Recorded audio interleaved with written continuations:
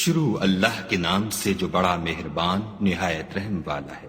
ہا میم، اس کتاب روشن کی قسم کہ ہم نے اس کو مبارک رات میں نازل فرمایا، ہم تو رستہ دکھانے والے ہیں۔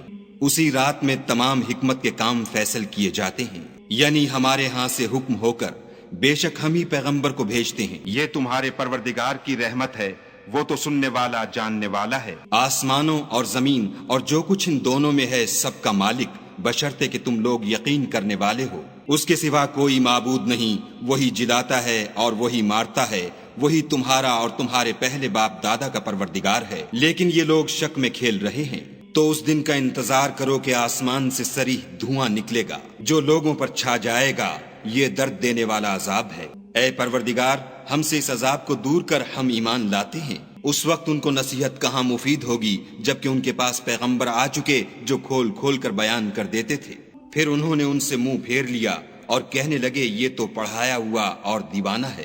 ہم تو تھوڑے دنوں عذاب ٹال دیتے ہیں مگر تم پھر کفر کرنے لگتے ہو۔ جس دن ہم بڑی سخت پکڑ پکڑیں گے تو بے شک انتقام لے کر چھوڑیں گے۔ اور ان سے پہلے ہم نے قوم فرعون کی آزمائش کی اور ان کے پاس ایک عالی قدر پیغمبر آئے جنہوں نے یہ کہا کہ خدا کے بندوں یعنی بنی اسرائیل کو میرے حوالے کر دو، میں تمہارا امانت دار پیغمبر ہوں، اور خدا کے سامنے سرکشی نہ کرو، میں تمہارے پاس کھلی دلیل لے کر آیا ہوں، اور اس بات سے کہ تم مجھے سنگسار کرو اپنے اور تمہارے پروردگار کی پناہ مانگتا ہوں، اور اگر مجھ پر ایمان نہیں لاتے تو مجھ سے الگ ہو جاؤ۔ تب موسیٰ نے اپنے پروردگار سے دعا کی کہ یہ نافرمان لوگ ہیں۔ خدا نے فرمایا کہ میرے بندوں کو راتوں رات لے کر چلے جاؤ، اور فرعونی ضرور تمہارا تعاقب کریں گے، اور دریا سے کہ خشک ہو رہا ہوگا پار ہو جاؤ، تمہارے بعد ان کا تمام لشکر ڈبو دیا جائے گا۔ وہ لوگ بہت سے باغ اور چشمے چھوڑ گئے، اور کھیتیاں اور نفیس مکان اور آرام کی چیزیں جن میں عیش کیا کرتے تھے۔ اسی طرح ہوا اور ہم نے دوسرے لوگوں کو ان کا مالک بنا دیا۔ پھر ان پر نہ تو آسمان اور زمین کو رونا آیا اور نہ ان کو مہلت ہی دی گئی، اور ہم نے بنی اسرائیل کو ذلت کے عذاب سے نجات دی، یعنی فرعون سے، بے شک وہ سرکش اور حد سے نکلا ہوا تھا۔ اور ہم نے بنی اسرائیل کو اہل عالم سے دانستہ منتخب کیا تھا، اور ان کو ایسی نشانیاں دی تھیں جن میں صریح آزمائش تھی۔ یہ لوگ یہ کہتے ہیں کہ ہمیں صرف پہلی دفعہ یعنی ایک بار مرنا ہے اور پھر اٹھنا نہیں، پس اگر تم سچے ہو تو ہمارے باپ دادا کو زندہ کر لاؤ۔ بھلا یہ اچھے ہیں یا تبا کی قوم؟ اور وہ لوگ جو تم سے پہلے ہو چکے ہیں ہم نے ان سب کو ہلاک کر دیا، بے شک وہ گناہ گار تھے۔ اور ہم نے آسمانوں اور زمین کو اور جو کچھ ان میں ہے ان کو کھیلتے ہوئے نہیں بنایا، ان کو ہم نے تدبیر سے پیدا کیا ہے، لیکن اکثر لوگ نہیں جانتے۔